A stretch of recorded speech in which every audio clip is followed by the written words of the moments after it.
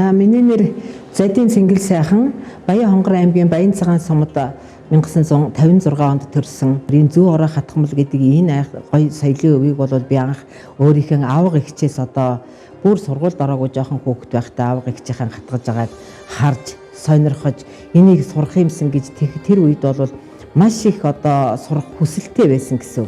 Тэгээ жоохон байсан учраас надад одоо зүү утас ойж байгаа юм өгдөггүй. Тэгээ би тэрний зүгээр яг ойж байгаа нэг хажууд нь сууж харсаар байгаад үндсэн технологиг нь бол баг чэйжлээд авцсан.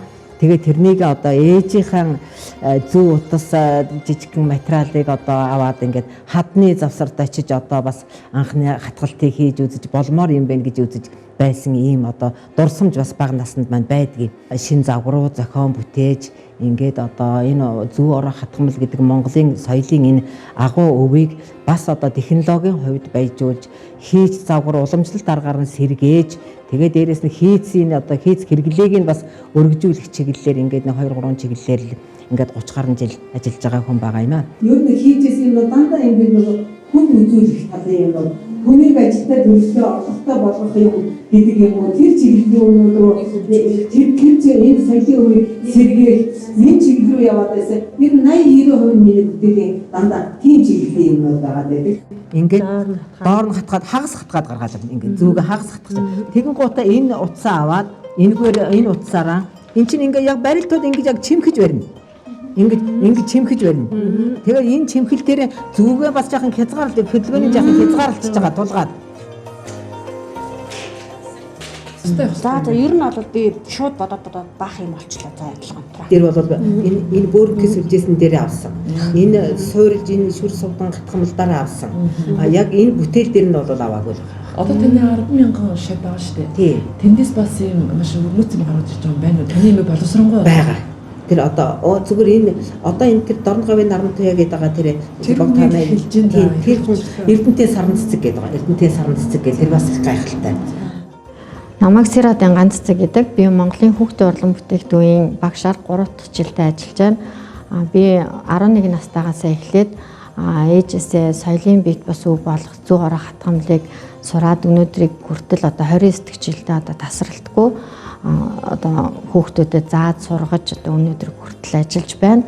За манай ээжийг Задийн Цэнгэл сайхан гэдэг одоо Монгол улсын уран хатгамалж соёлын гавьяа зүтгэлтэн ийм хүн байдаг. Тэгээд ээж минь бол 40 гаруй жил одоо яг энэ соёлын бит бас өвийг одоо өөрөө өвлж аваад тэгээд өөр хүүхдүүдтэй өвлүүлж одоо ингэж явж байгаа. Миний ээж бол өөрөө эмч мэрэгчлээ хүн.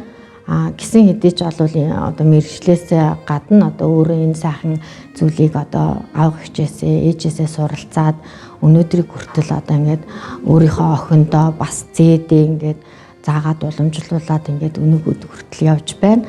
Хамгийн эртний одоо хатгамал одоо хүнүүгийн үеийн одоо тэр болж юмнаас бунхнаас олдсон тэр юмнууд дотор бол ихэнхдээ одоо энэ хонин холбоо давмгайлсан хатгамлууд байдаг.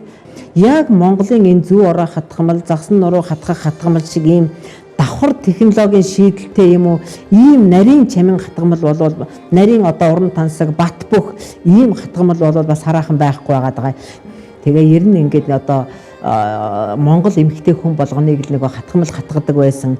Тэр тус маань зүү ороосон хатгамал гэж энэ яг Монголынхаа соёлын өвийг хүн болгон эзэмшиж чадах юм бол маш одоо гайхалтай зүүн энэ соёлын өвгөн өвлүүл сэргээхээс гадна энэ урлал гэдэг юм маань ялангуяа энэ үйл урлах соёлын өв гэдэг бол эмэгтэй хүнийг одоо хүн болгодог, эмэгтэй хүнийг олон талын мэдлэгтэй болгодог, дэсвэр төвчээртэй болгодог, амьдралын аливаа бэрхшээлтэй юмас шантардгүй, аливаа юмны гарц гаргалгааг одоо олдог, цаг хугацааны их мэдрэмжтэй болгодог ийм урлал учраас энүүнийг одоо сэргээж өвлүүлэх нь маш чухал нийгмийн хөгжлийн бараг суур асуудал юм байна гэж ингээд олон жилийн турш харж явсан.